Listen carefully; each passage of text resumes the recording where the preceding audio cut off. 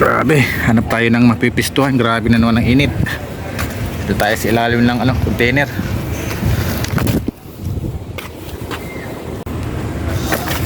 So, may dala-dala tayong karton na upuan. Hanap tayo dito ng mapipistuhan kasi grabe ang init na naman. So, dito tayo pipisto kasi malamig-lamig pa naman yung ayan dito.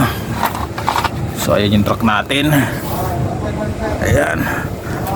So, kita naman natin kung darating yung hapon.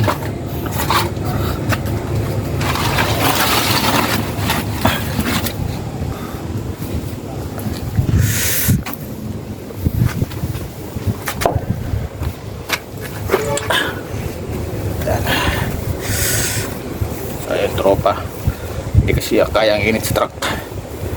Dito tayo. Wala kasing silungan dito.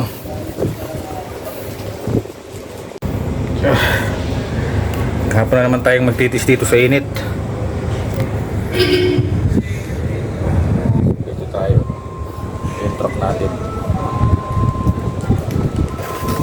Alerto lang tayo kasi baka mamaya pumunta rito yung hapon. Bawal kasi dito sa